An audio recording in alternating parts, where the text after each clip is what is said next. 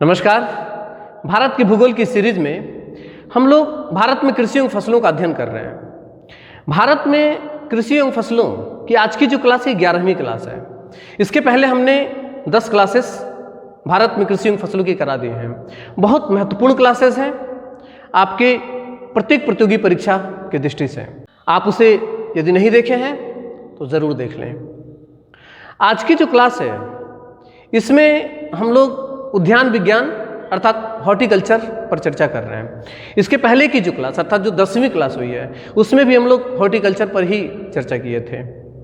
आज की क्लास में हॉर्टिकल्चर से संबंधित बहुत सारे फैक्ट सम्मिलित किए गए हैं। आपकी सुविधा के लिए हमने प्रत्येक पॉइंट बोर्ड पर नोट कर लिया है।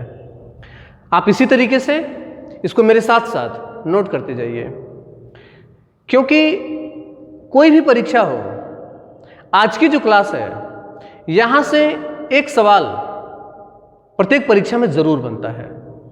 इसलिए यदि आप आज की क्लास सही तरीके से अंत तक ठीक तरीके से कर लेते हैं तो आप कोई भी परीक्षा दे रहे हैं उसमें 1 नंबर का सवाल आज के टॉपिक से जरूर आएगा।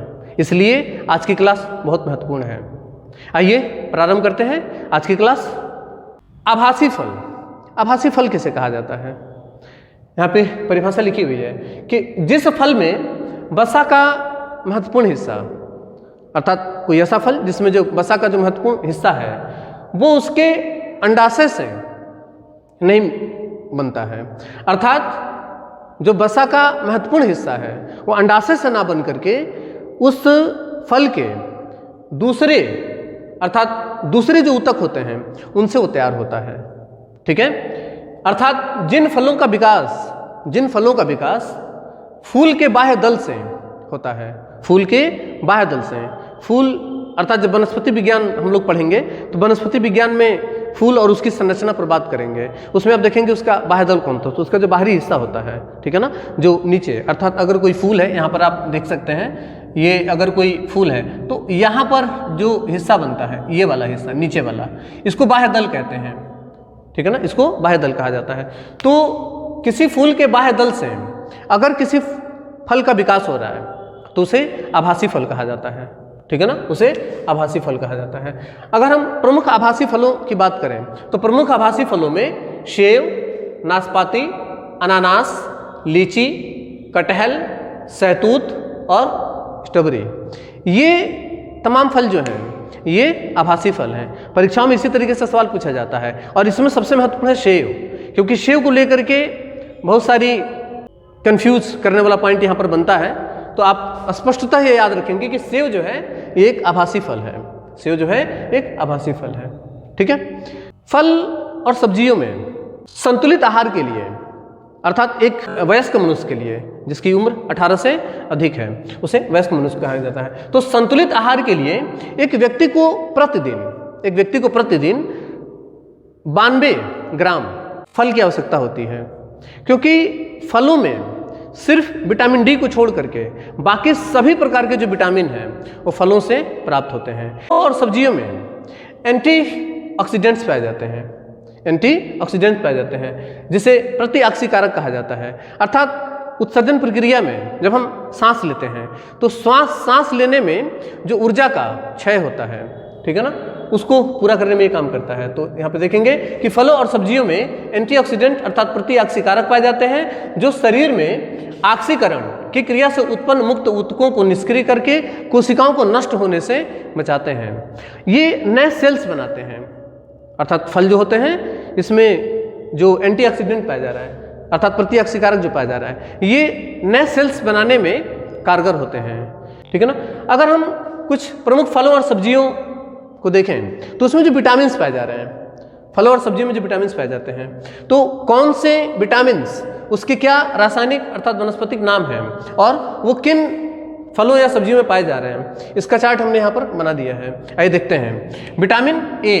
विटामिन ए इसे कहा जाता है रेटिनॉल। विटामिन ए अर्थात रेटिनॉल कहाँ पाया जाता है? गाजर में, टमाटर, पका आम और पपीता भी पका हुआ होना चाहिए। इसके अलावा विटामिन बी वन से थायमिन कहा जाता है। इसका रासायनिक नाम थायमिन है।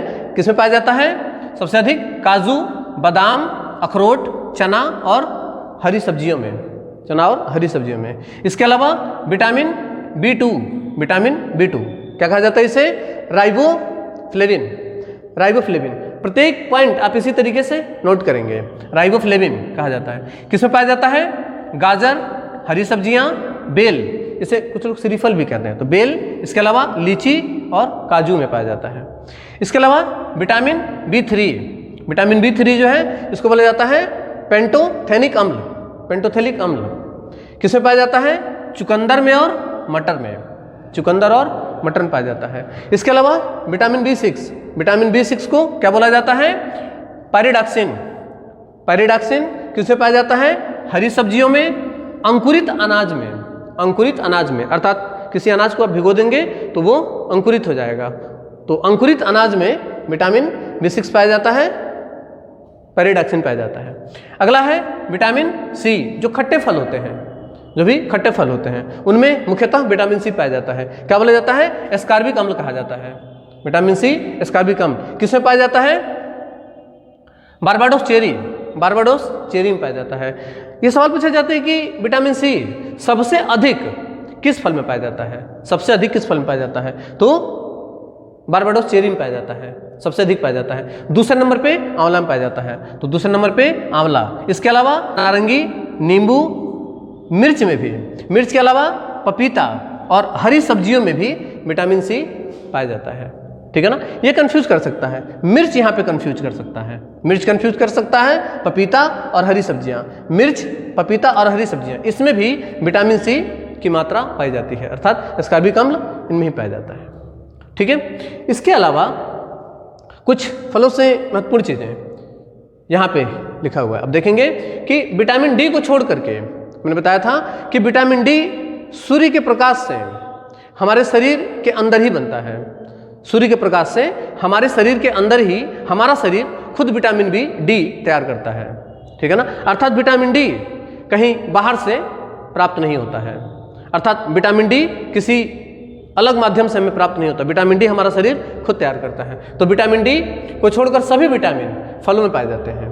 ठीक है, काजू में सबसे अधिक प्रोटीन पाया जाता है, काजू जो है इसमें सबसे अधिक प्रोटीन पाया जाता है। कितना पाया जाता है? 21%, काजू में 21% प्रोटीन पाया जाता है। इसके अलावा अखरोट में सबसे अधिक वसा पाया जाता है। ठीक है ना, फैट, गुड फैट पाया जाता है। कितना? 64%, अखरोट में 64% वसा पाया जाता है। इसके अलावा फलों में सबसे ज़्यादा आयरन, फलों में सबसे ज़्यादा आयरन करौंदा में पाया जाता है, फलों में सबसे ज़्यादा आयरन करौंदा में पाया जाता है। इसके अलावा फलों में सर्वाधिक विटामिन C, अभी हम पहली बात कर रहे थे कि फलों में विटामिन C जो है ये बारबाडोस चेरी में पाया जाता है, बारबाडोस चेरी के अंतर्गत सबसे ज़्यादा विटामिन C पाया जाता है। ठीक है ना, इसके अलावा कुछ महत्वपूर्ण चीज़ें हमने यहाँ पर भी लिखी हैं, आप देखेंगे और इसी तरीके से नोट भी करेंगे। जैसे कि फलों में रंग परिवर्तन, जो फल होते हैं आप देखेंगे, जैसे सेब है, शुरुआत में हरा होता है, बाद में लाल हो जाता है, या नारंगी कलर का होता है, तो केला पीले रंग का या शुरुआती दौर में हरा। तो फलों में जो कलर आ रहा है, फलों में जो कलर आता है, तो किसके कारण आता है? सवाल पूछा जाता है कि फलों में रंग किसके कारण आता है? तो फलों में जो रंग है वो एंजाइम के कारण आता है, फलों में रंग एंजाइम के कारण आता है। अगला है फलों की जेली बनाने के लिए, फलों की जेली बनती है, उसे जमा दिया जाता है, उसके रस को जमा दिया जाता है, तो वो जमाने के बाद वो सही रहे, इसके लिए क्या किया जाता है? उसमें साइट्रिक अम्ल का प्रयोग किया जाता है। फलों की जेली बनाने के लिए देखेंगे, फलों की जेली बनाने के लिए साइट्रिक अम्ल का प्रयोग किया जाता है। आप इसको इसी तरीके से नोट करते जाएंगे। अगला है टमाटर का केचप बनाने के लिए, जो टमाटर का केचप बनता है, ठीक है ना, तो टमाटर के केचप बनाने में सोडियम बेंजोएट का प्रयोग किया जाता है, सोडियम बेंजोएट का प्रयोग किया जाता है। इसके अलावा अधिकांशतः फूलों में फ्रक्टोज पाया जाता है। फ्रक्टोज कार्बोहाइड्रेट का एक रूप है, कार्बोहाइड्रेट का जटिल रूप है। कार्बोहाइड्रेट का सबसे जटिल रूप स्टार्च होता है, उसके बाद फ्रक्टोज, और कार्बोहाइड्रेट का सबसे सरल रूप ग्लूकोज होता है, कार्बोहाइड्रेट का सबसे सरल रूप ग्लूकोज होता है। तो ज़्यादातर जो फल होते हैं उनमें फ्रक्टोज पाया जाता है, लेकिन अंगूर जो होता है इसमें ग्लूकोज पाया जाता है, अंगूर में ग्लूकोज पाया जाता है। ठीक है।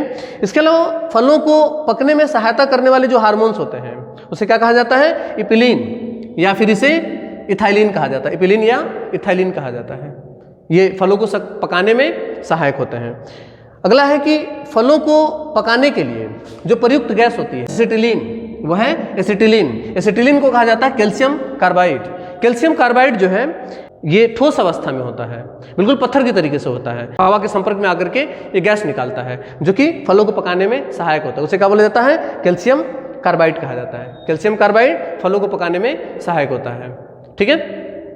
इसके अलावा फलों और सब्जियों में कुछ अम्ल पाए जाते हैं। विटामिन पाए जाते हैं, मैंने यहाँ पर लिख दिए हैं। इसके अलावा जो अम्ल पाए जाते हैं मैंने यहाँ लिखे हैं। कुछ महत्वपूर्ण फलों में जो अम्ल पाए जाते हैं, ये सवाल पूछा जाता है। तो यहाँ पर देखते हैं कि फलों और सब्जियों में जो पाए जाने वाले अम्ल हैं उसमें नींबू वर्ग में सभी नींबू वर्ग जैसे कि संतरा, नींबू, माल्टा, इसके अलावा मौसमी, ये सारे जो फल हैं तो ये नींबू वर्ग के अंतर्गत आते हैं। इन सब में क्या पाया जाता है? साइट्रिक अम्ल पाया जाता है। इन सब में साइट्रिक अम्ल पाया जाता है। इसके अलावा आंवला में एस्कार्बिक अम्ल पाया जाता है। आंवला में एस्कार्बिक अम्ल पाया जाता है। सेव में मैलिक अम्ल पाया जाता है। सेव में मैलिक अम्ल पाया जाता है। इसके अलावा इमली और अंगूर में टार्टरिक अम्ल पाया जाता है। टार्टरिक अम्ल पाया जाता है। इसके अलावा पालक और सिरका, ये कई बार परीक्षाओं में पूछा गया है। पालक और सिरका ये दो कई बार परीक्षाओं में पूछा गया है। पालक में ऑक्सैलिक अम्ल पाया जाता है। ऑक्सैलिक अम्ल पाया जाता है। इसके अलावा सिरका में एसिटिक अम्ल पाया जाता है। सिरका में एसिटिक अम्ल पाया जाता है। इसके अलावा केला में मैलिक अम्ल पाया जाता है। केला में मैलिक अम्ल। इसके अलावा कीवी में साइट्रिक अम्ल, इसके अलावा टार्टरिक अम्ल और ऑक्सैलिक अम्ल, ये सभी तीनों पाए जाते हैं। अर्थात साइट्रिक भी, टार्टरिक भी और ऑक्सैलिक भी, ये तीनों अम्ल कीवी में पाया जाता है। इसके अलावा बेर में मैलिक अम्ल पाया जाता है। बेर में मैलिक अम्ल पाया जाता है। इसके अलावा श्रीफल, जिसे बिलुआ अर्थात बेल कहा जाता है, तो श्रीफल में भी मैलिक अम्ल पाया जाता है। श्रीफल में भी मैलिक अम्ल। इसके अलावा बेरी दो प्रकार के होते हैं, ब्लूबेरी और ब्लैकबेरी। तो ब्लूबेरी में साइट्रिक अम्ल पाया जाता है। ब्लूबेरी में, ये परीक्षा की दृष्टि से बहुत महत्वपूर्ण है, ब्लूबेरी में साइट्रिक अम्ल और ब्लैकबेरी में मैलिक अम्ल पाया जाता है। ब्लैकबेरी में मैलिक अम्ल और ब्लूबेरी में साइट्रिक अम्ल पाया जाता है। ठीक है। आज की जो क्लास है ये, इसमें बहुत सारे फैक्ट हैं। मैंने जैसे लिखा है आप इसको इसी तरीके से लिख लीजिए या फिर इसका स्क्रीनशॉट ले लीजिए। आप इसका स्क्रीनशॉट ले लीजिए। इसके अलावा अब इसमें यदि कुछ रह गया है तो उसे जब हम वनस्पति विज्ञान पढ़ेंगे तो उसके अंतर्गत बाकी चीज़ों को सम्मिलित किया जाएगा। जब हम लोग संतुलित आहार का अध्ययन करेंगे, संतुलित आहार में ये भौतिक जीव विज्ञान के अंतर्गत आने वाला एक टॉपिक होता है जिसे संतुलित आहार कहते हैं, जिसमें मुख्यतः मानव के जो रोग हैं उन पर, इसके अलावा कौन सा रोग किस विटामिन की वजह से होता है, किस विटामिन की कमी की वजह से होता है, इस पर हम लोग बात करेंगे। तो मुख्यतः जो आपका संतुलित आहार वाला जो पार्ट है अर्थात पोषण के नाम से जो अध्याय है उसमें हम लोग बाकी जो चीज़ें शेष इसमें रह गई हैं वो हम वहाँ पर आप लोगों को करा देंगे। आज की ये वाली क्लास जो है अर्थात भारत में जो कृषि और फसलें हम लोग कर रहे थे वो हम लोग इसे यहीं पर समाप्त कर रहे हैं। ठीक है ना, क्योंकि पहले से ही इस पर आज की जो क्लास हुई है 11वीं क्लास हो गई है, तो अब इससे ज़्यादा इसमें से भूगोल के अंतर्गत बनने वाले सवाल अब इससे ज़्यादा नहीं बन सकते हैं। अर्थात मैंने जो 11 क्लासेज में भारत में कृषि एवं फसलें कराई हैं, ये भारत में कृषि एवं फसलों से बनने वाला कोई भी सवाल हो या किसी भी तरह का सवाल हो, चाहे वो कृषि वाणिज्य से सवाल बन रहा हो या फिर कृषि भूगोल से या कृषि विज्ञान से, किसी भी तरीके का, या फिर ग्रामीण परिवेश में जो कृषि विज्ञान से रिलेटेड या इस टॉपिक से सवाल बनने वाला है, किसी भी तरीके का कोई भी सवाल अब इस टॉपिक से बाहर नहीं है। अब यहाँ पे जो विज्ञान से संबंधित कुछ चीज़ें रह गई हैं उसको हम लोग करने वाले हैं।